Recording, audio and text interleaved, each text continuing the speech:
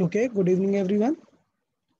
So let's discuss the test paper number 3. Yeah, test paper number 5. Okay, so test 5 solution we'll be discussing today. So let's start with the question number 1. So let's read it out. So a railway engine, mass is given, speed is given, the force required which will be applied to bring it rest over a distance of this means given क्या है इसका मतलब देखते ही पता चल गया stopping distance given है stopping distance. So अगर stopping distance given है, so we know the formula. It will be u square by 2a that we know. So अभी हमें a चाहिए, a find करना है because to find the force we need the acceleration. So I can write it u square by 2s. So u square by 2s it will be s is the stopping distance. u अभी unit same होना चाहिए यार, तो unit हमें convert करके रखना चाहिए पहले से. So it is 72 kilometer per hour. So kilometer per hour we need to convert it. So we already know इसे हमें मीटर पर सेकंड में कन्वर्ट करना है. Will be multiplying by 5/18, so it will be 20 meter per second. So we can use u what 20, so it is u square, that will be 20 into 20 upon 2 into s. How much distance? 20. So we'll find that acceleration or retardation required will be 10. So now we know the retardation and we can calculate the force then. So the required force is F is equal to m into a. So m is 10 to the power 4. It must be in kg, so that is already is in kg, and one more t, 10. So it will be 10 to the power 5, or I'll write 5 zeros with the 1. So this much Newton of force will be required. So it was a simple one, just needed to use some kinematics formula before calculating force. F is equal to m into a. Let's see the second one. Constant force acting on a mass of 5 kg for 10 seconds. If the body moves through this much of distance, what is the magnitude of force? मतलब target होना चाहिए. We need to calculate the force. We need mass into acceleration. So mass is given in the question. All our target is to find the acceleration. That means इस question में फिर से kinematics आ गया कि हमें acceleration find करना है. What we already know is we have time 10 seconds, and what else we have? Distance covered. It is 250 meter. So you already know कि ये दो चीज़ें हमें ऑलरेडी पता है. ठीक है, तो स्टार्ट कर रहा है रेस्ट से, मतलब u भी पता है, u है 0. So of course we need to use second equation then. s is equal to ut plus half a t square. From there we can find a. So s we already know it is 250, u is 0, so nothing about the u. 2 into a we need to find, and time square is 10 square. So let's say 10 square, it will be 100. If you multiply 2, it will be 250 into 2, 500 is equal to, it will be a into 100. So a will be here, how much? 5 meter per second square. So like that we can solve it. A aa gaya, then the force is very simple one, m into a. So m already given in question, it is 5. This is also 5. The answer will be 25 Newton. This was also simple one. Just the kinematics part was needed for this question. Let's see question number 3rd. So question number 3rd. So a block of this much is held by a string of a smooth inclined plane with 60 degree. What is the tension in the string? So it is given like some inclined plane is in this direction and the T is holding the block in this direction. So from here I can see that if this angle is 60 degree, so by that I know along the inclined plane it will have two forces. One will give the normal force. This will give the normal force. What is that force? Mg cos theta, but that is not needed. The question is asking T. So who is going to balance the T? It is mg sin theta. So T will be balancing what? Mg sin theta. So from there we can solve that the required T is equal to mg sin theta. So there we can solve. Mg is how much? 15 kg into 10 into sin theta. It will be root 3 by 2. It is sin 60 degree actually. Sin 60 degrees root 3 by 2. Okay, so now is the problem. The answer will be 2 will cut 75 root 3. Okay, 75 root 3 will nearly be how much? No, it will be no option matching. So in this case, because it will be exceeding more than 90, so the max option is 90, so no option is going to match.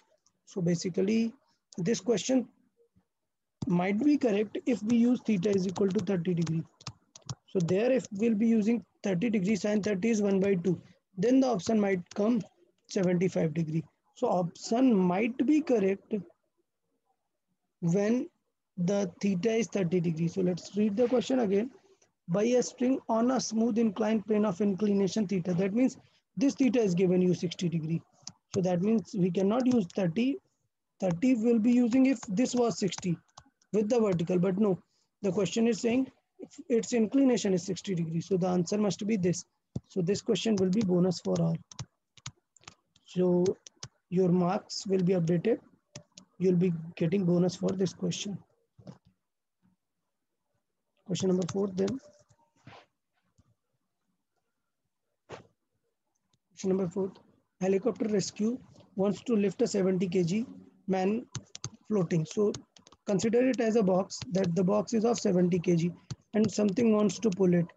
But it says that the string cannot hold the tension more than this. So you can write that the tension maximum possible is 900 kg weight. I said kg weight, if you want to convert it, you need to multiply it with g. So 90 को multiply कर देंगे 10 से, this will become 900 Newton forces possible for that string. So with what acceleration is it must go? So what point we are missing is the weight. अभी हमने weight नहीं लगाया, its weight will be 700. So now you can find the acceleration because you know the net force, how much maximum force tension can sustain and how much weight is there. So to find the acceleration, it is very simple. You can just use F net is equal to M into A. So let's see, F net is how much? The max force is 900 upward, minus 10 is 700, is equal to M, it is 70 into A. So this will remain 20, 20 divided by this. So A will result 200 divided by 70, or I'll say 20 by 7. So this will result near about 2.8 meter per second square. So मतलब इसमें main point क्या था? Main point ये था कि ये unit conversion you need to know. Kg weight is a unit of weight, but it is very similar to the kg. If you want to convert it in Newton, you must be multiplying it with the g. So here this 10 stands for g. So you need to be careful with this, that this G stand, this 10 stands for G. Okay, so fourth question was easy. If let's see the fifth number. So a man weighs 80 kg, stand on a weighing scale in a lift. So this type of question I explained earlier, that there is a lift. So there is this lift. This is a weighing machine, and the person standing there weighs 80 kg. That means while nothing is there, the weight is 80 kg. But why? It means its true weight. Its true weight is 80 kg. So that means how much will be in Newton? We'll multiply it with G. It will be 800 Newton. But now what it says, that the lift is moving upward with a uniform acceleration. Now the lift is moving with A is equal to 5. Now what I told, if a system is moving with a certain acceleration and you want to solve the question without that system, means आपको सिर्फ person को देखना है और weighing machine को देखना है. You don't want to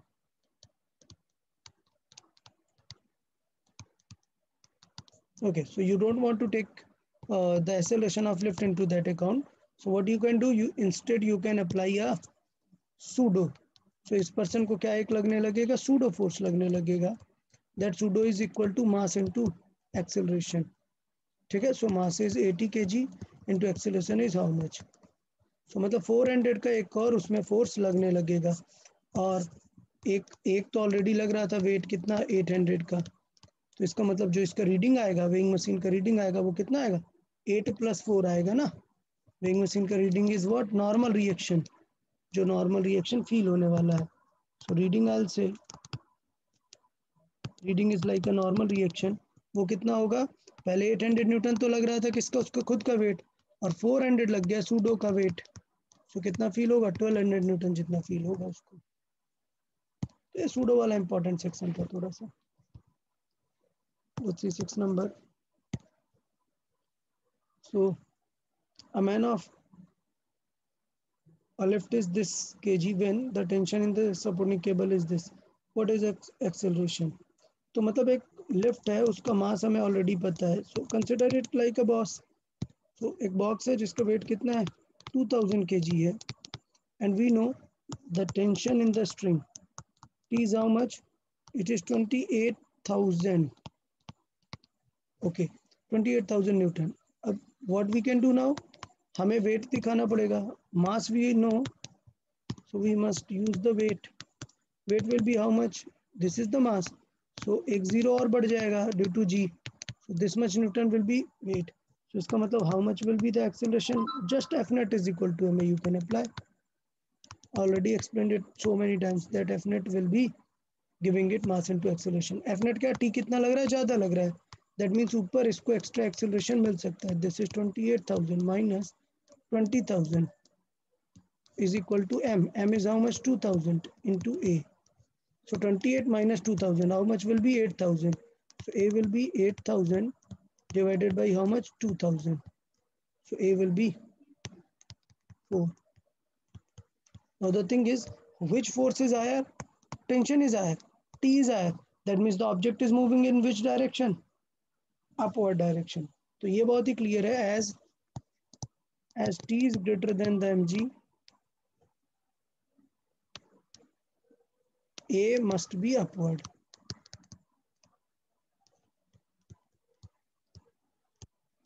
Okay, so this one was easy.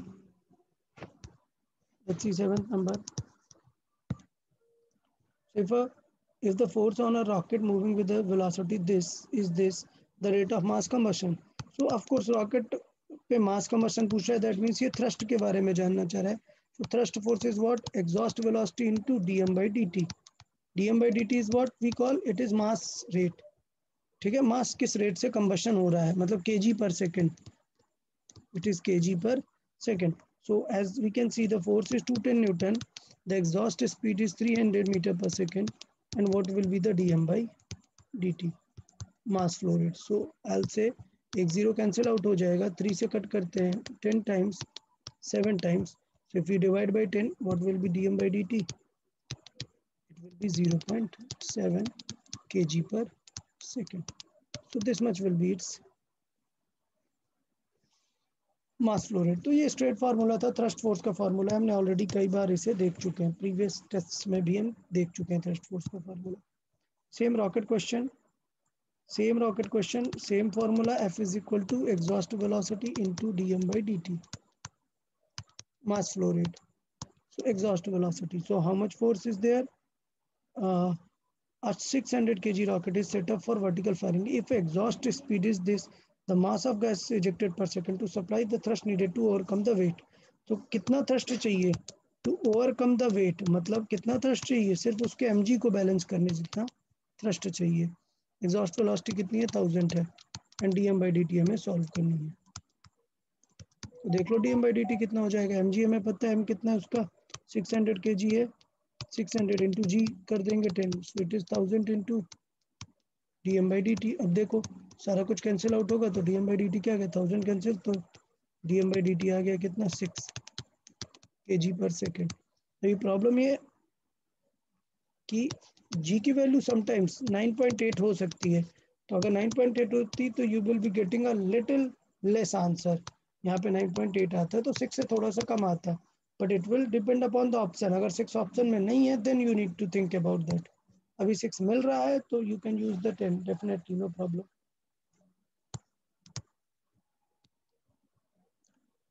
So a boy standing on a weighing machine inside a lift. When the lift is going down with an acceleration of g by 4. So फिर से मैंने बताया कि lift अगर नीचे जा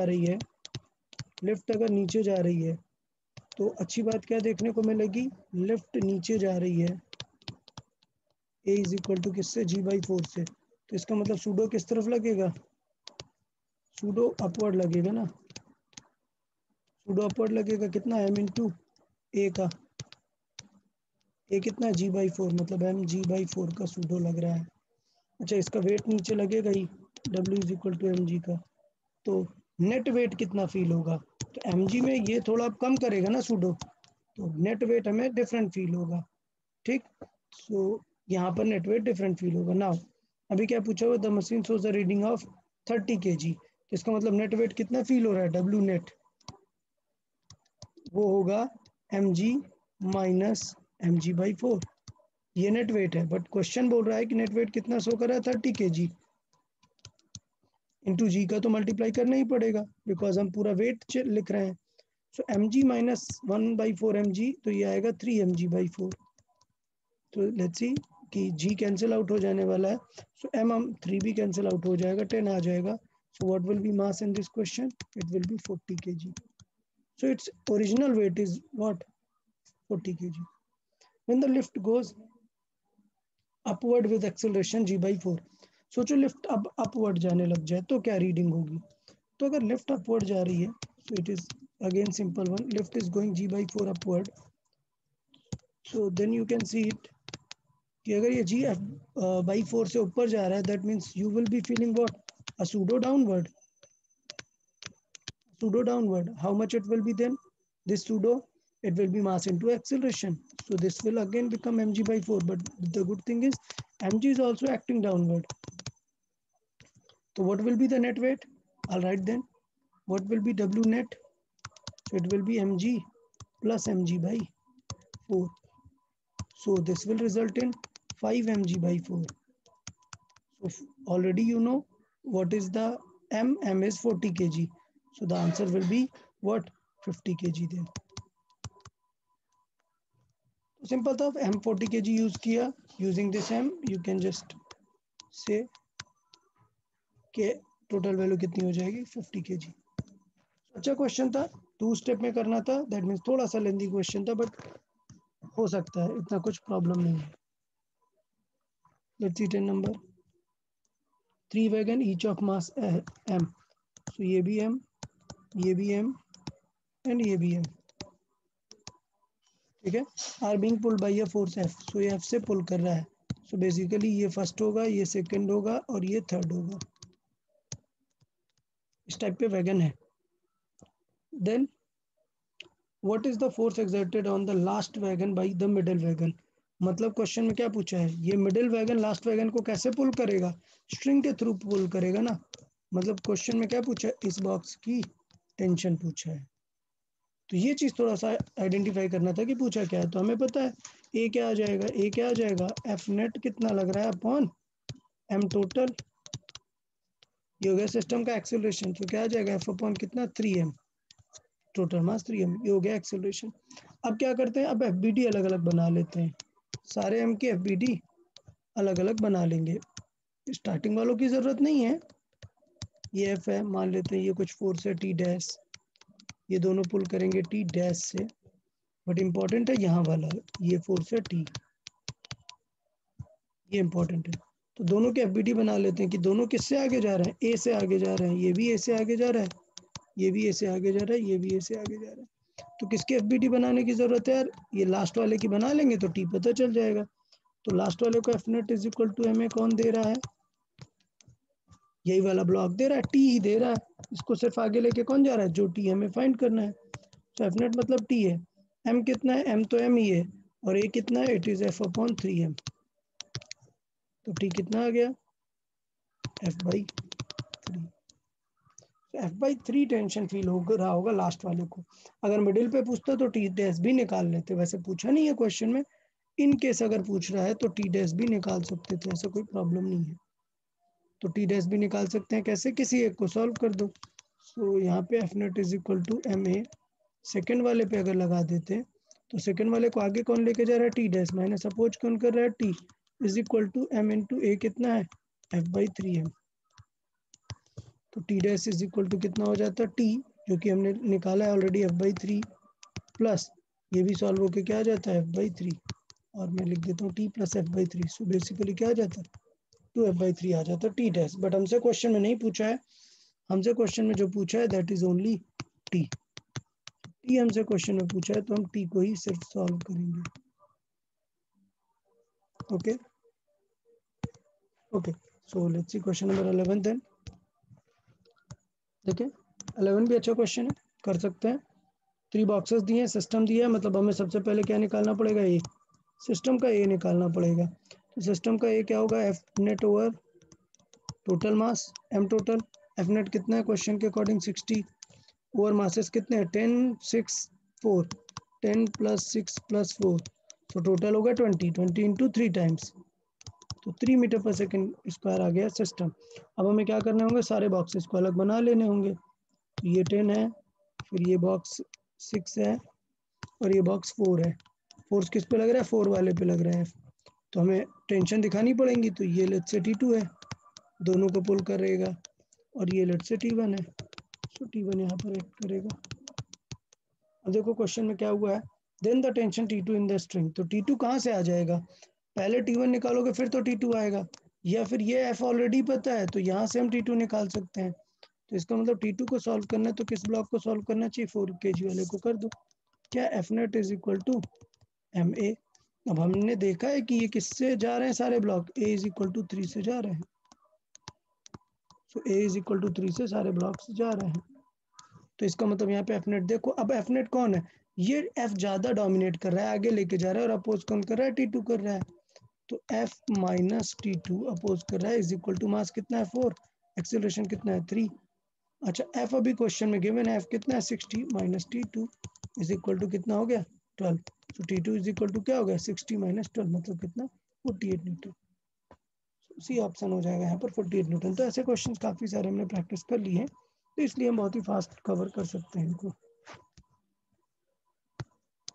12 number देख लें, सिंगल ऑब्जेक्ट वाला क्वेश्चन है, तो हम डायरेक्टली भी यूज़ कर सकते थे फॉर्मूला, या इसे मैं सॉल्व भी कर सकता था। तो देखें यार, सॉल्व करके मैं दिखा देता हूँ, अदरवाइज मैंने आप लोग को डायरेक्ट फार्मूला भी बताया हुआ है। तो M2 कितना है 10 kg है, और M1 कितना है 5 kg है। तो क्या बताया था, एज्यूम कर लो पहले ये नीचे जा रहा है और ये ऊपर जा रहा है। देखो थ्रेड एक है, मतलब अगर ये A से ऊपर नीचे जा रहा है तो ये A से ऊपर जाएगा। फिर क्या दिखाते हैं, T दिखाते हैं, तो T से पुल करेगा, because string through out same है, मतलब इसे भी T से पुल करेगी। ठीक, अब T इंटू A मेथड से A निकाल लेते हैं, बट अभी जरूरत नहीं है, दोनों का हमें पता है सिंगल स्ट्रिंग है तो A तो सेम ही रहेगा। ठीक, बट हमें बाकियों को सॉल्व करना पड़ेगा, तो पहले 5 kg को सॉल्व कर लेते हैं। 5 kg कहाँ जा रहा है, ऊपर जा रहा है, तो ऊपर कौन लेके जा सकता है, टी माइनस अपोज कौन कर रहा है, इसका वेट, तो इसका वेट 50 और इसका वेट 100, तो टी माइनस कौन अपोज कर रहा है, 50 अपोज कर रहा है, is equal to M into A। तो इसका मतलब T minus 50 is equal to M कितना है 5 इंटू A। ये हुआ इक्वेशन नंबर 1। 10 kg के लिए देख लेते हैं, 10 kg में कहाँ जा रहा है, नीचे जा रहा है, दैट मीन्स कौन डोमिनेट कर रहा है 100, माइनस अपोज कौन कर रहा है, T is equal to M into A। तो 100 minus T is equal to M कितना है 10 इंटू A। ये हो गई सेकेंड इक्वेशन। तो अभी मैंने बताया था if you want to cancel the T, so equation 1 + 2 कर दें अगर, सो 1 + 2 करेंगे तो क्या हो जाएगा, T तो कैंसिल आउट हो जाएगा, लिख के देख लेते हैं, T minus 50 is equal to 5A, और ये हो जाएगा 100 minus T is equal to 10A। तो देखो अगर मैंने इन्हें ऐड किया तो कितना सिंपल दिखेगा, टी तो कैंसिल आउट होंगे, प्लस टी और माइनस टी कैंसिल आउट हो जाएंगे, बचेगा क्या 100 माइनस 50 तो रहेगा ही, और 10 + 15 है, तो 100 माइनस 50 बचेगा कितना 15। सो ए इज इक्वल टू कितना आ जाएगा, रिमेनिंग 50 डिवाइड बाई 15, सो 5 से डिवाइड करेंगे तो आ जाएगा 10/3। अच्छा क्वेश्चन में देखो जी के टर्म्स में आंसर दिए, सो यू ऑलरेडी नो कि 10 को क्या लिख सकते हैं, जी, सो G/3 मीटर पर सेकेंड स्क्वायर। ये हो जाएगा दोनों का एक्सेलरेशन। तो चाहे किसी का पूछे, लेफ्ट मास राइट मास किसी का भी पूछे, दोनों क्या हो रहे हैं, सेम एक्सेलरेशन चाहेंगे, क्योंकि सिंगल स्ट्रिंग है, स्ट्रिंग में कोई भी डबल ट्रिपल नहीं है, तो वहां से अच्छे से कर सकते हैं। क्वेश्चन नंबर 13 देख लेते हैं। So what is the value of tension T3 in the given system. तो सिस्टम मतलब क्या है, अभी कहीं मूव तो नहीं कर रहा है ना, मतलब स्टेबल है। सिस्टम अगर मूव नहीं कर रहा है तो स्टेबल है, और स्टेबल में मैंने क्या बताया था, बस अप डाउन के फोर्सेस बैलेंस करना है। स्टेबल में तो कोई टेंशन होती ही नहीं है, अप डाउन के फोर्स। ये 1 kg है, ये कितना है 2 kg है, और ये 3 kg है, तो बस अप डाउन के फोर्सेस बैलेंस कर दो। हमें पता है कि 3 kg वाला है तो नीचे इसका वेट लगेगा कितना 3 kg के फॉर्मेट पे, सो W यहाँ पे कितना लगेगा 30, यहाँ पे कितना लगेगा W 20, यहाँ पे कितना लगेगा W 10। अच्छा टेंशन कैसे लगेगी, इस पे अपवर्ड टेंशन लगेगी तो इस पे डाउनवर्ड टेंशन लगेगी। तो अभी यहाँ से पता चल जा रहा है कि बैलेंस करना है तो T1 कितना होना चाहिए, तो हमें पता है बैलेंस करना है तो T1 कितना होना चाहिए 3 mg जितना, तो 3g जितना होना चाहिए, mg of 3 kg, mg of 3 kg, तो 3 kg का मास रखेंगे इंटू जी रखेंगे तो T1 कितना आ गया 3g आ गया। फिर बात करते हैं 2 kg वाले ब्लॉक को, तो 2 kg वाले ब्लॉक को ऊपर भी तो लग रहा होगा ना ये फोर्स, तो लेट से 2 kg वाले ब्लॉक का भी ये टेंशन लग रहा होगा क्या T2, और ये वाली टेंशन तो T3 है, और ये वाली T1। तो T1 तो बहुत सिंपल से दिख गई, T1 की वैल्यू आ गई, बट 2 kg को क्या होगा 2 kg के लिए, तो 2 kg के लिए अप डाउन तो अलग है ना, 2 kg के लिए देखेंगे F up is equal to F down, बार बार जो हम देखते हैं ऑलरेडी कई बार बता चुके हैं।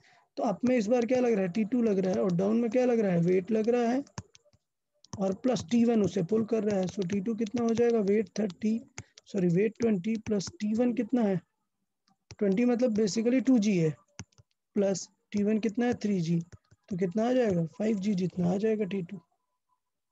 तो देखिए क्वेश्चन में T3 पूछा है, तो T3 तक पहुंच जाते हैं। T3 up is equal to down क्या होगा W प्लस T2, सो W कितना है 10 kg है, 10 kg मतलब कितना 1 इंटू जी प्लस T2 कितना है 5g, सो बेसिकली T3 कितना आ जाएगा 6g। तो ये तो मैंने स्टेप वाइज आपको पूरा बता दिया कि पूरे बॉक्सेस में कितना वो होगा, बट अगर मुझे T3 चाहिए था तो मैं डायरेक्ट भी तो ऐसे कर सकता था कि ये स्ट्रिंग है और ये पूरा सिस्टम, अगर ये सिस्टम होता तो 1 प्लस 2 प्लस 3 कितना हो जाता 6 kg। तो इसका मतलब ये हुआ कि अगर इस पूरे T3 को देखते तो नीचे पूरा सिस्टम कितना हो जाता W is equal to 6 into G जितना, तो बेसिकली T3 कितना आ जाता है 6g डायरेक्ट आ जाता है।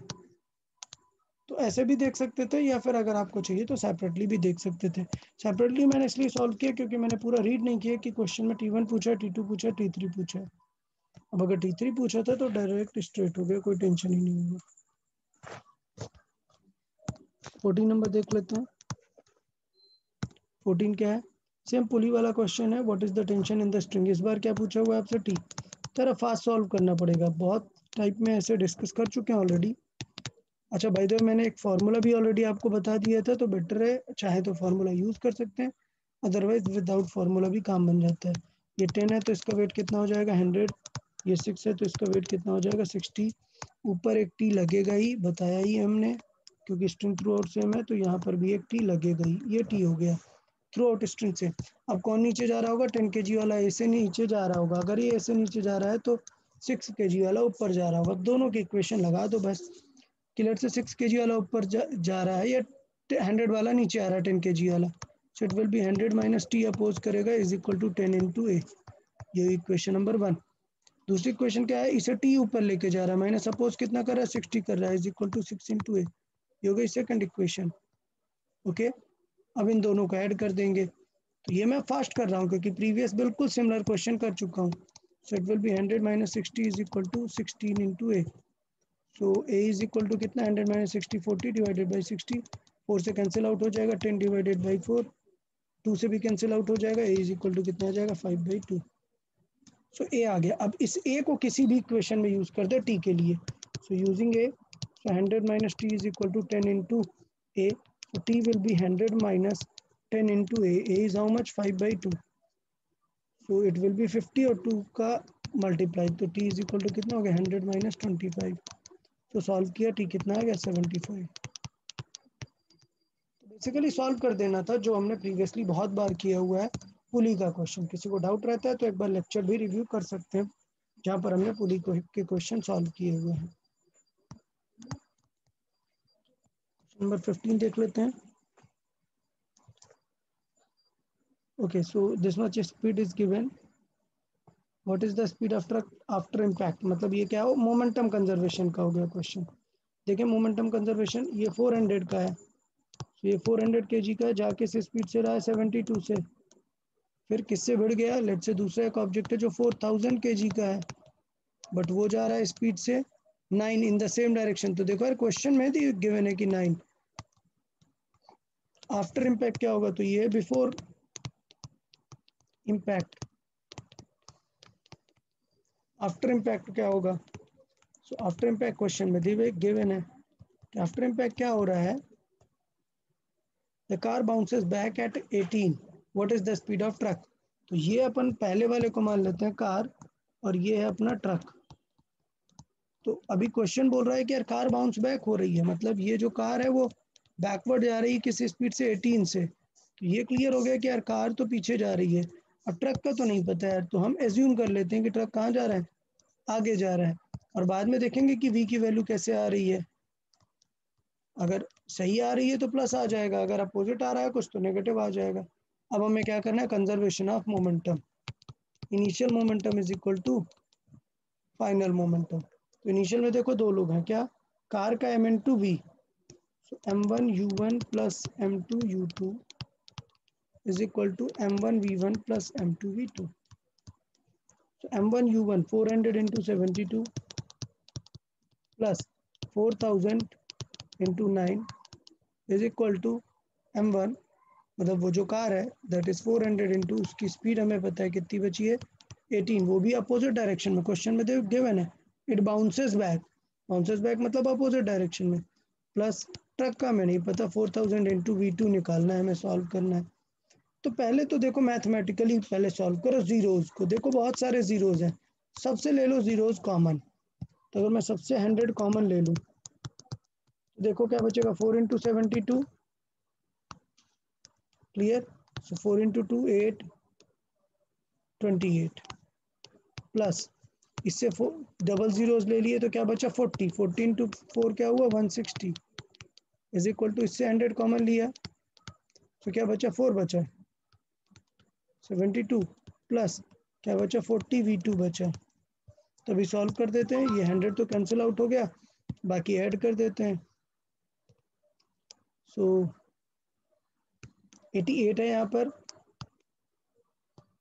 सो 14 8 48 हो गया, 148 हो गया is equal to 72 plus 40 v2। सो इसका मतलब 40 v2 कितना आ जाएगा, माइनस कर देते हैं, 348 माइनस 72।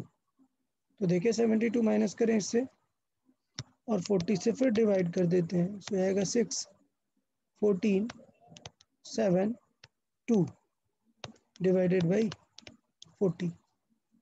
तो इस तरीके से हम मतलब सॉल्व कर सकते हैं, ऐसा कुछ पॉइंट नहीं है, थोड़ा सा अप्रॉक्सीमेट भी अगर हुआ तो देख सकते हैं।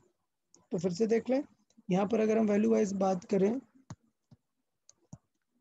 तो यहाँ पर हमने मल्टीप्लाई करके दोनों को देख लिया, दोनों की वैल्यूज, यहाँ पर 40,000 था तो इसलिए 40 रिमेनिंग आ गया 40 v2, और यहाँ पर ये 72 आ गया।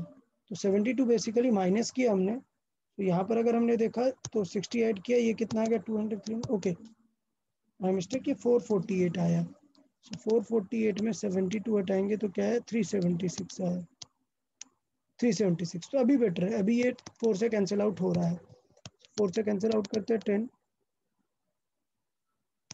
9 36 1 4, सो 10 आया 94/10, so it will be nearly 9.4।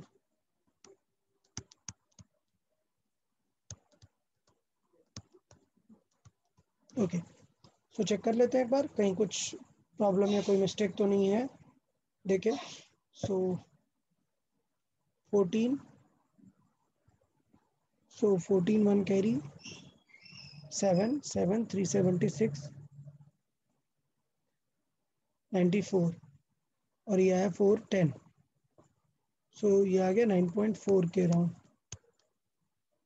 तो आई गेस कोई ऑप्शन नहीं बच रहा है इस केस में, तो हमें इस केस में मतलब नियरली देखे तो 9 को मार्क कर देना चाहिए।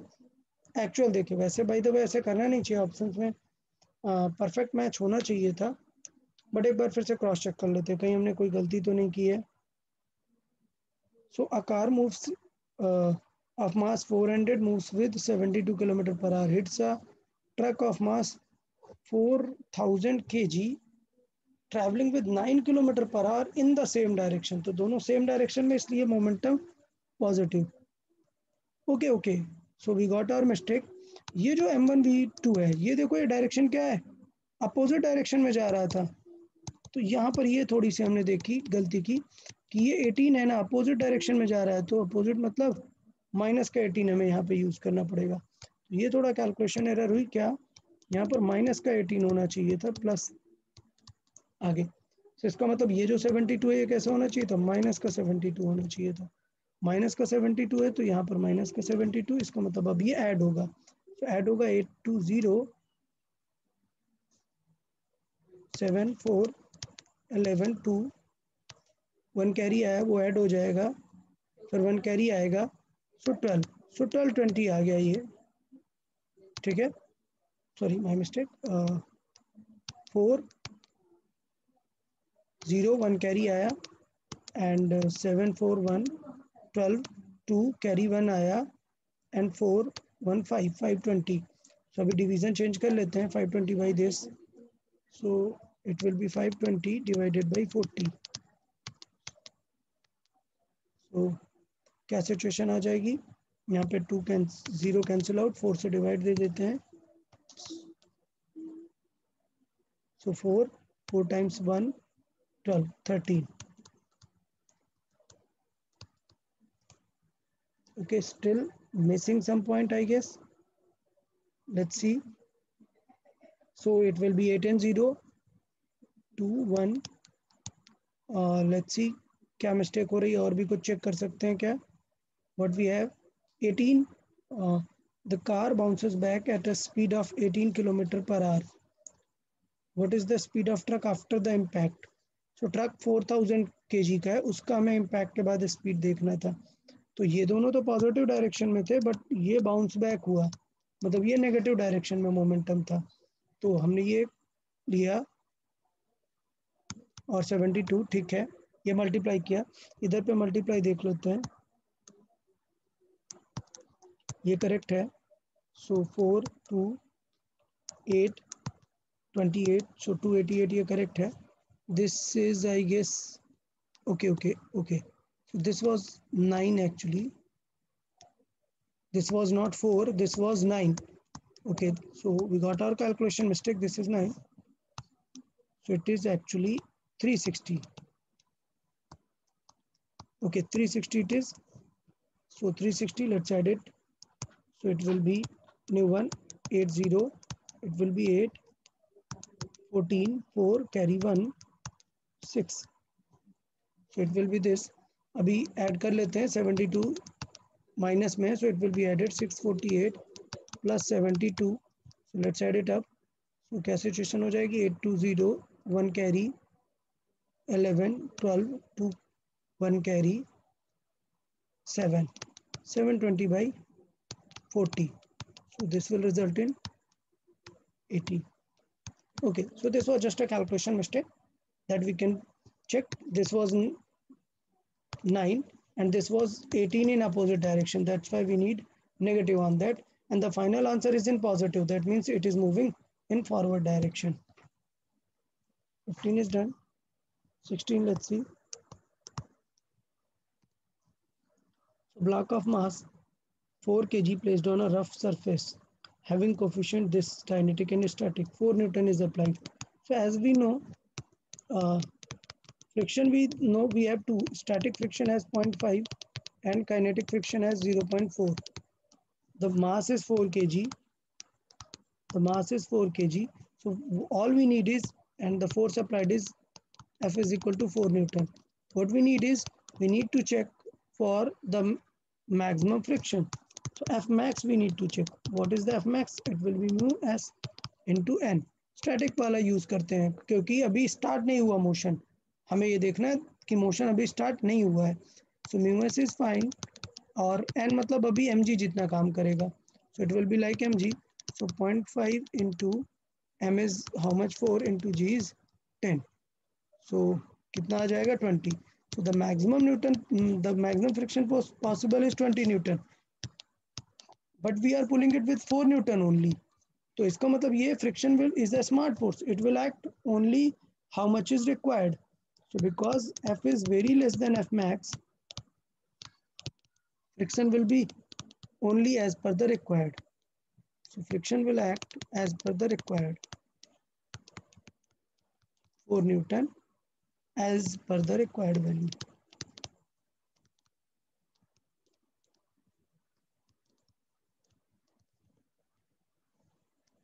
As per the required force oppose applied. Okay, so let's see next one then. 16 हुआ, 17, 16 तो इजी था, काइनेटिक का कुछ काम नहीं था क्योंकि अभी बॉक्स मूव हुआ ही नहीं है. Question is, there is a wall, a rectangular block is held against a wall applying 200 Newton force. So ये 200 Newton force apply कर रहे हैं हम इस block के साथ against the wall. So this force is 200 Newton. So that much is given in the question. Then if the friction just prevents the block sliding down the wall. So हमें पता है कि यार इस केस में friction कितना होगा, friction ऐसे wall पे लगेगा friction. हमें पता है फ्रिक्शन के लिए एक नॉर्मल रिएक्शन चाहिए, so there will be a normal reaction. So as we can see the normal reaction will be equal to applied force which is 200 newton. So normal force will be 200 newton. Then what is the mass of the block if the static coefficient is this? So we can calculate the max friction possible. It will be mu into n. So mu is 0.49, n is 200, so it will be 98. So ये situation हुई that the friction force required is 98. So from that you can say कि friction balance किसे कर रहा है, mg को. यहाँ पर गिराने का कौन ट्राई कर रहा है, mg. So question में ये कि weight को बचाने का ट्राई करेगा friction. That means weight will be equal to friction. और question में भी given है कि weight किसके जैसे है, mg के जैसे है और friction कितना है, 98 है. तो इसका मतलब g की वैल्यू 10 नहीं लेनी है. 10 ले लोगे तो फिर गड़बड़ होगा ना. g की वैल्यू क्या ले लो, 9.8 ले लो. So यहाँ से क्लियरली दिख रहा है that m will be how much, 98 divided by 9.8, it will be 10 kg. तो बहुत ही सिंपल दिख रहा है यहाँ से कि बॉक्स कैसा होगा. तो ऐसे क्वेश्चन हमने क्लास में भी डिस्कस किए हैं कि इस केस में म्यू जो n है, n is not mg, n is what, it is the reaction force due to that force, वो जो अप्लाई हो रहा है अगेंस्ट द वॉल. और फ्रिक्शन किसे बैलेंस करने का ट्राई कर रहा है, mg को बैलेंस करने का ट्राई कर रहा है, वेट को बैलेंस करने का ट्राई कर रहा है फ्रिक्शन यहाँ पे. तो ये सिनेरियो हो गया 17 number. Let's say 18 number.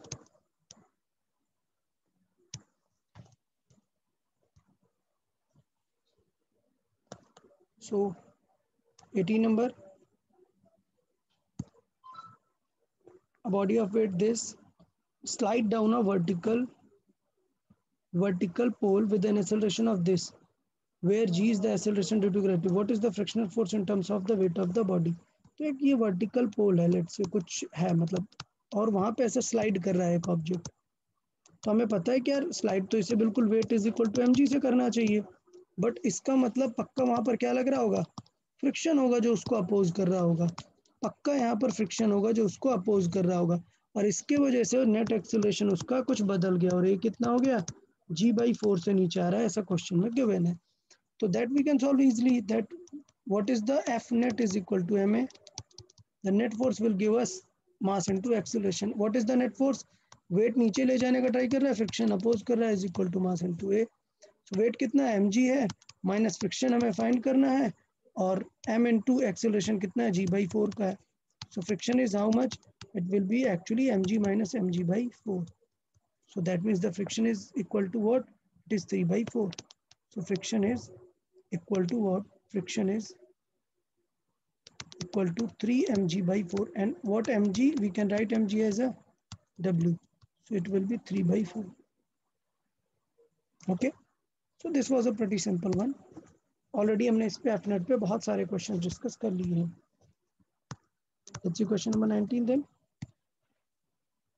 So block placed on a rough horizontal surface, important है velocity of this. So ये already हमने काफ़ी इस टाइप के भी डिस्कस किए हुए हैं कि if we have given it a certain velocity, so अगर ये आगे मूव हो रहा है, that means friction तुरंत उसे एक्ट करेगा, स्टॉप करने का ट्राई करेगा.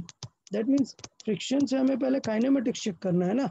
तो काइनेमेटिक्स मतलब एक्सेलरेशन निकालना पड़ेगा. एक्सेलरेशन कितना, रिटार्ड कितना हो रहा है. तो बेसिकली हमें निकालना है retardation due to friction. Due to friction, friction की वजह से रिटार्ड कितना हो रहा है. So we know that retardation is force over mass, and friction we can calculate mu into mg divided by m. So basically mm cancel out हो गया, what is the retardation here, it is mu into G. So question में कितना given है, mu 0.5 given है, जी given है 10। So how much it is, the retardation is 5 metre per second square.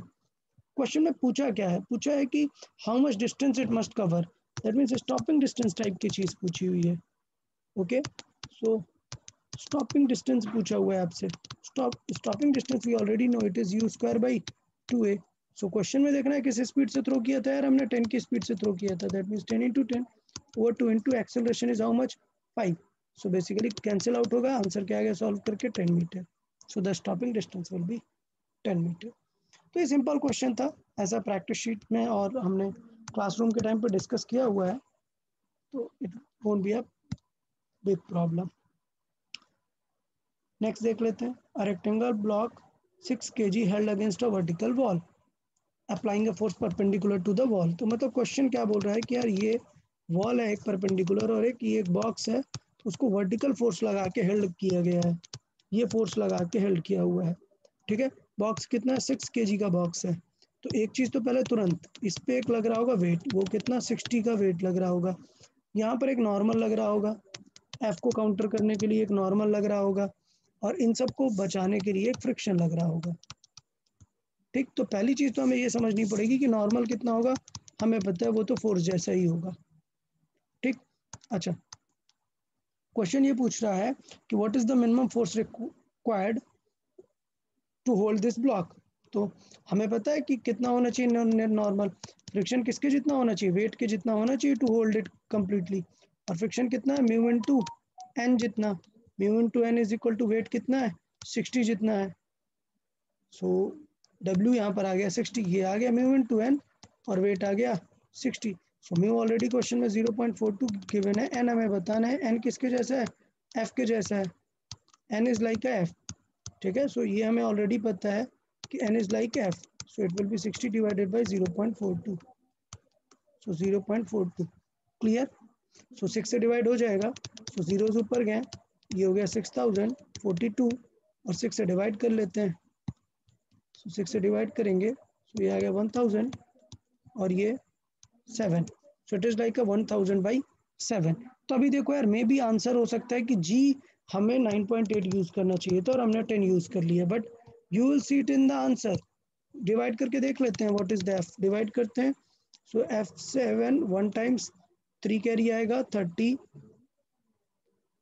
4 times 28, 28 means 2 will remain, so it will nearly be how much times 2 will remain 20, so nearly 3 times आएगा। और if I use 2 then 80, so 80 के according कितना हो जाएगा, so 80 के according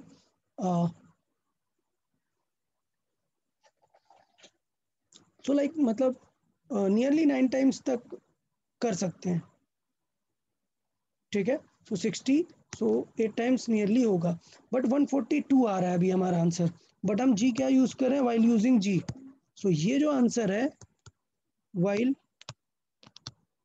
using G is equal to कितना 10। So if we use 9.8, if we take G 9.8, तो थोड़ा सा आंसर क्या आएगा, कम आएगा, तो इसका मतलब एफ कितना आ जाएगा, अप्रॉक्सीमेटली एल से 140 जितना आ जाएगा। तो ऐसा नहीं है कि ऐसा पहले से करके रखना है, डिपेंड करेगा आंसर में और उसके अकॉर्डिंग हम देख सकते हैं। तो आप इधर मल्टीप्लाई करके भी देख सकते हैं या फिर आप ऐसे लॉजिकली भी देख सकते हैं। Let's see 21 number 21। So force of this required to push a car this slowly at a constant speed on a level road. If the force is this, then the acceleration will be. So basically इसका मतलब क्या है कि एक road है और question given है that 200 Newton is required to how much v constant। v constant का मतलब ये है कि acceleration क्या है, जीरो है, इसका मतलब forces are balanced. So who is going to balance this, friction. So this means F left is equal to F right होना चाहिए, इसका मतलब फ्रिक्शन किसके जितना होना चाहिए 200 जितना। तो ये एक लॉजिकल कॉन्सेप्ट था कि this expression that to move it with a constant speed, that means without any acceleration, means the forces are balanced और net force 0 होना चाहिए. तो इससे पता चलता है that the required friction is 200. अब क्वेश्चन पूछा है what will happen if the box is moved with the force of 700 Newton. So 700 Newton हमें पूछा हुआ है. मास इसका क्या है, m कितना है 1000. तो अभी हमें ऑलरेडी पता है कि इस पे अपोज क्या करेगा, फ्रिक्शन करेगा. And by default we calculated by thought कि वो इतना होगा. So F net is equal to क्या आ जाएगा, एम ए आ जाएगा. एफ नेट मतलब 700 minus friction is equal to M into A. And we already calculated कि फ्रिक्शन कितना होगा, 200 होगा. And this M is 1000 into A. So 700 minus 200 it will be 500. 500 divided by 1000 is equal to A. So A will be how much, 0.5 meter per second square. So simple question था, but ये थोड़ा सा logic यहाँ पर अच्छा था कि speed नहीं चाहिए, मतलब जीरो एक्सेलरेशन है, मतलब नेट फोर्स बैलेंस है. तो इसका मतलब फ्रिक्शन को ओवरकम करने के लिए हमें सिर्फ कितना लगाना था, 200. इससे कंफर्म पता चलता है the maximum friction is 200. Let's see 22. So 22 देखें. So a marble block of this kg is lying on ice when it is given a velocity 6 and it stops by friction by 10 seconds. So मतलब ये question previous जैसे का हो गया एक type का कि स्पीड हमने दे दी है इसे कितनी, 6 मीटर पर सेकेंड, और हमें फ्रिक्शन के बारे में बताना है. कोफिशिएंट ऑफ फ्रिक्शन हमें म्यू फाइंड करना है. बट हमें ये पता है ये मास इसका कितना 2 kg है. हमें ये ऑलरेडी पता है कि what will be the retardation due to friction. Retardation due to friction हमें पता है कि कितना एक्सेलरेशन, कोई और फोर्स नहीं है, मतलब ए इज इक्वल टू क्या आएगा, एफ अपॉन एम. और एफ कितना है, mu into N upon M. N कितना लिख सकते हैं, एम जी जितना, बिकॉज स्ट्रेट है. तो एम कैंसिल आउट हुआ, ए इज इक्वल टू क्या आएगा, म्यू इनटू जी जितना. सो मतलब एक्सेलरेशन कंफर्म हो गया, म्यू इनटू जी जितना. अभी स्टॉपिंग डिस्टेंस देख लेते हैं. स्टॉपिंग डिस्टेंस ही पूछा हुआ है, नहीं टाइम गिवन है. तो स्टॉपिंग टाइम क्वेश्चन में गिवन है. स्टॉपिंग टाइम कैसे निकालते हैं, u बाई ए से. सो स्टॉपिंग टाइम क्वेश्चन में गिवन है 10 second is equal to u is how much, 6 metre पर सेकेंड अपॉन ए हमें निकालना है. So A is how much, mu into G जितना. तो ये सारी वैल्यूज हमने रख दी. स्टॉपिंग टाइम रख दिया, u रख दिया, ये रख दिया, विद यूनिट रख देते हैं तो दिखे कि एग्जैक्टली हम क्या कर रहे हैं. म्यू इनटू जी ये रख दिया. So we needed to find mu is equal to क्या आ जाएगा, 6 इधर है, म्यू इधर डिवाइड में मल्टीप्लाई में चला गया और 10 इधर डिवाइड पे आ गया. तो 10 डिवाइड में है और जी को भी हम क्या ले लेते हैं, 10 ले लेते हैं. तो बेसिकली कितना आ जाएगा म्यू, 0.06 जितना आ जाएगा. तो देखो बिल्कुल प्रीवियस भी एक क्वेश्चन हम डिस्कस कर चुके हैं, बिल्कुल वैसा ही क्वेश्चन है, इतना इसमें प्रॉब्लम वाली बात कुछ है नहीं. Let's see 23 number. Then 23, a block placed on a incline surface, angle कितना है इस इंक्लाइन का, 30 डिग्री. ओके, सो इस इंक्लाइन प्लेन का एंगल है 30 डिग्री और ये बॉक्स रखा हुआ है यहाँ पर. तो मैंने बात की थी कि स्टैटिक फ्रिक्शन का कोफिशिएंट कितना है, 0.8 है इस क्वेश्चन में. Is the frictional force on the block is 10 newton, then the mass in kg of the block. ठीक है, तो सारी चीज़ें करनी पड़ेंगी यार हमें कैलकुलेट. पहले हम देखेंगे फोर्स कितना लगेगा, एम जी साइन थीटा, और फ्रिक्शन कहाँ लगेगा, इधर फ्रिक्शन लगेगा. अच्छा, इधर क्या लगेगा, एम जी कॉस थीटा, और मैंने बताया था कि उसके जितना ही क्या लगेगा, नॉर्मल रिएक्शन यहाँ पर लगेगा.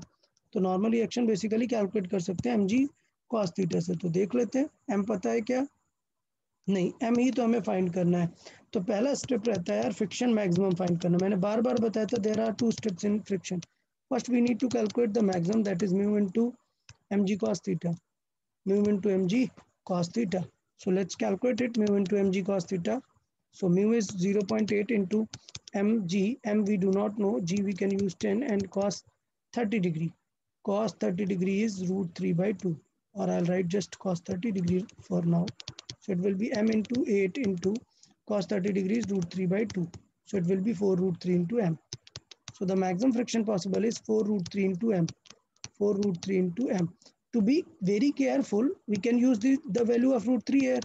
सो √3 का वैल्यू यूज कर लेते हैं, बहुत ही क्लियरिटी आ जाए थोड़ा सा, इसलिए m मतलब मीटर नहीं है, मास का मल्टीप्लाई है, मास हमें नहीं पता क्वेश्चन में, इसलिए क्लियर। सो 2 कैरी 1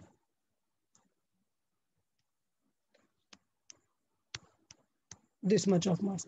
सो ये this is the maximum possible friction जो वहां पे लग सकता है, कितना 6.92 m। Okay, what is the pulling force, मतलब स्लाइडिंग फोर्स, स्लाइड कौन कराने वाला है, स्लाइडिंग फोर्स। तो स्लाइडिंग फोर्स है, sliding force is how much, it is mg sin theta. अभी प्रॉब्लम देखिएगा, mg sin theta, so how much is mg sin theta, mg is 10 sin 30 degree, we already know it is 1/2, so it will be m into 10 into sin theta is 1/2, so the value will be 5m। अभी problem देखें कि question में given है that the friction force is 10 newton, so as we know that friction is 10 newton, तो क्या हम इसे ये कर देंगे 6.92 into M is equal to 10, सो m की वैल्यू आ जाएगी 10 डिवाइडेड बाई 6.92। नहीं, ये गलत हो जाएगा, ये क्वेश्चन गलत हो जाएगा, रॉन्ग। रीज़न क्या है, रीज़न क्या है इसके रॉन्ग होने का, बिकॉज हमें पता है कि एफ मैक्स जो है वो ज़्यादा है किससे, ड्राइंग फोर्स से, ये स्लाइडिंग वाले फोर्स से, ठीक है, ड्रॉपिंग फोर्स और स्लाइडिंग फोर्स। इसका मतलब क्या हुआ, इसका मतलब ये हुआ कि जब maximum friction it is like given like this, कि ये सोचो 100 है और ये 80 है, तो जब बेटा रिक्वायर्ड 80 है तो 100 लगेगा क्या, नहीं, फ्रिक्शन कितना लगना चाहिए 80। यही मैं बार बार समझा रहा था ड्यूरिंग द लेक्चर, मैंने बार बार समझाया था that friction has to aspect, one has a formula for maximum value, so friction one has a formula for maximum value and another to check whether this maximum is required or not। तो for this particular question इतनी required है क्या 6.92, नहीं required, ये कम है, सो इसका मतलब friction कितना होगा, it means friction, actual friction is nothing but just 5 into m जितना, क्लियर। तो ये चीज़ होनी चाहिए थी, हमें यहाँ पर समझनी चाहिए थी। तो आंसर क्या हो जाएगा, friction is 10 newton, so I can write it as 5 into M is equal to 10। So इसका मतलब m इज इक्वल टू कितना आ जाएगा, 10 divided by 5, it is 2 kg। Otherwise answer थोड़ा सा डिफरेंट आता, 2 से कम आता, मतलब 1.6 के राउंड आता, वो गलत आंसर होता। This is the correct answer. तो इस तरीके से अप्रोच कर सकते थे। 23 एक अच्छा क्वेश्चन बन जाता है। सेम 24 भी सिमिलर पैटर्न का क्वेश्चन है, बिल्कुल सिमिलर। क्या, बिल्कुल सिमिलर सिनेरियो, बिल्कुल सिमिलर, मतलब ये एम मास का ऑब्जेक्ट है, हमें पता है कि ये एंगल कितना है, थीटा है 30 डिग्री। तो फिर से वही बात हुई, एफ मैक्स कितना हो जाएगा, एफ मैक्स हो जाएगा mu into M G cos theta. अभी अभी हमने सॉल्व किया था, म्यू कितना था 0.7, एम कितना है 2 इंटू जी कितना है 9.8 इंटू कॉस 30 कितना है √3/2। तो देखो 2 कैंसिल आउट हो जाएगा, क्या आ जाएगा 0.3 इंटू 9.8 इंटू √3, ठीक, ये हो गया मैक्स। अच्छा, ड्रॉपिंग फोर्स कितना, स्लाइडिंग एम जी साइन थीटा, स्लाइडिंग और अपोजिंग फोर्स, स्लाइडिंग, मैंने बार बार बताया था कि स्लाइडिंग फोर्स चेक किए बिना काम नहीं बनेगा। Sliding force is m ji sine theta, तो इसका मतलब एम कितना है 1, एम है 2 kg, जी है 10 और साइन 30 डिग्री 1/2। तो क्या आंसर आ गया, जी 9.8 है एक्चुअली, तो 2 कैंसिल आउट हो गया, क्या आ गया 9.8।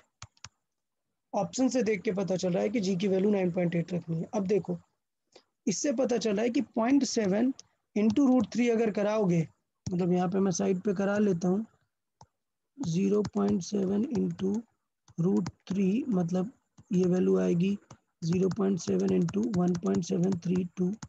देखो क्लियर, तो मतलब ये नियरली 1.2 के राउंड आ रही है, और ये वैल्यू सिर्फ कितनी है, जस्ट 1 इंटू 9.8, और ये 1.2 टाइम्स ऑफ 9.8 है। इसका मतलब जो एफ मैक्स है वो ग्रेटर है स्लाइडिंग से, सो फ्रिक्शन पूरा लगेगा क्या, नहीं, फ्रिक्शन पूरा नहीं लगेगा, मतलब friction will not act to its full capacity, friction will not be max. So it is a smart force. कितना लगेगा? सिर्फ स्लाइडिंग जितना लगेगा. So friction कितना लगेगा? सिर्फ स्लाइडिंग जितना लगेगा. और sliding force is how much? It is 9.8 Newton. So answer इसका हो जाएगा बी. बहुत सारे स्टूडेंट ने डी मार्क किया हुआ है, तो ये थोड़ी सी गलती थी, because I always keep on saying, I was saying it again and again, that there are two steps in friction. First you need to check the maximum value and then check what is the opposing or force. So that opposing force will tell you ki how much friction is there required. Let's see question number 25 then. Last question. Same again, the angle is 30. The angle is again 30 degree. You need to read it, okay? Sometimes this angle is given with the vertical, so you need to be careful to find this. The question says the box is sliding with the acceleration of g by 5, okay? While you know that the sliding force will be mg sin theta and the opposing force is friction.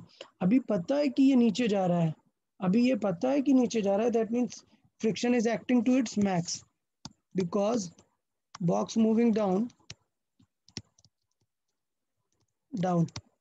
means friction is acting to max.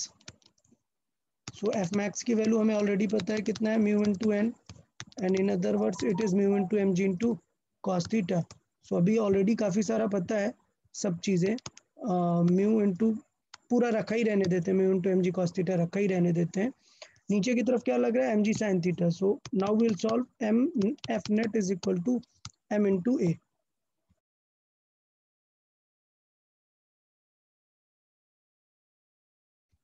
So F net is equal to M into A, ये चीज़ हम कर सकते हैं. अब net force में देखो कौन है, डोमिनेट कौन कर रहा है? M G sine theta dominate कर रहा है यहाँ पे, तभी तो फ्रिक्शन कम पड़ रहा है ना. सो मतलब एम जी साइन थीटा डोमिनेट कर रहा है, माइनस फ्रिक्शन उसको अपोज करने का ट्राई कर रहा है, is equal to M into A. A कितना है? क्वेश्चन के अकॉर्डिंग जी बाई 5 से वो नीचे की तरफ जा रहा है. ठीक है, तो अभी सॉल्व कर देते हैं यार. एम जी साइन थीटा सॉल्व करते हैं. एम जी साइन थीटा माइनस फ्रिक्शन कितना है? म्यू एम जी कॉस थीटा जितना is equal to M G by 5. तो अभी देखो यार, एम जी तो पूरे में कॉमन दिख रहा है, कैंसिल कर दो उसको. एम जी को हमने कैंसिल कर दिया. देखो कैसा दिखेगा, ये दिखेगा sine theta minus mu into cos theta is equal to 1/5 दिखेगा. अब यार थोड़ी सी तो मैथ लगानी पड़ेगी. साइन 30 डिग्री होगा और cos 30 degree. Sine 30 degree minus mu into cos 30 degree is equal to 1/5. Okay, so values रख देते हैं यार. ये हो गया 1/2 माइनस म्यू इंटू ये कितना हो गया, जो कॉस 30 डिग्री है दैट इज √3/2. सो ये हो गया √3/2 इज इक्वल टू 1/5. तो देखो अभी सॉल्व कर देंगे, 2 एलसीएम आएगा और इस तरफ मल्टीप्लाई में हो जाएगा. तो इसका मतलब आएगा 1 माइनस म्यू और 1 minus √3 times mu is equal to how much? 2/5. अभी ये म्यू इस तरफ आएगा, 2/5 इस तरफ आ जाएगा, तो सॉल्व कर सकते हैं. ये हो जाएगा √3 mu is equal to 1 minus 2/5. Okay, so how much it will be? Solve कर देते हैं 2/5 को. सो 5 माइनस 2 मतलब कितना आएगा? 3/5. So mu is equal to क्या आएगा? 3/5. अभी डिवाइड बाई √3, जो मैंने बताया था कि 3 को क्या लिख सकते हैं? √3 इंटू √3 डिवाइडेड बाई 5 इंटू √3. सो यहाँ से क्या हुआ? एक √3 कैंसिल आउट हो गया और बेसिकली आ गया क्या? √3/5. So mu is equal to आ गया √3/5. √3 की वैल्यू रख सकते हैं, क्या आ जाएगी? 1.732 डिवाइडेड बाई 5. सो इसमें से 5 का डिवाइड कर देते हैं, तो म्यू की वैल्यू फाइनली कितनी आ जाएगी? 0. डिवाइड करें 3 टाइम्स जाएगा, 3 रिमेनिंग कितना आएगा? 15, 17, 2, सो 23. सो नियरली 4 टाइम्स जाएगा. ओके, सो 20, फिर 3 आएगा, फिर नियरली 6 टाइम्स, लाइक इतना नियरली आ जाएगा. तो ऑप्शन डी हमें मैच हो जाएगा म्यू की वैल्यू. तो ये थोड़ा सा लेंदी क्वेश्चन था, but it was a good question. मतलब अच्छा क्वेश्चन मान सकते हैं, जस्ट बिकॉज ऑफ थोड़ा सा सॉल्विंग इसमें ज़्यादा हो गई. Okay, so I guess it was a good discussion. अभी किसी को कुछ डाउट रहता है तो आप लोग व्हाट्सएप कर सकते हैं, पूछ सकते हैं. Okay, okay then, bye bye everyone.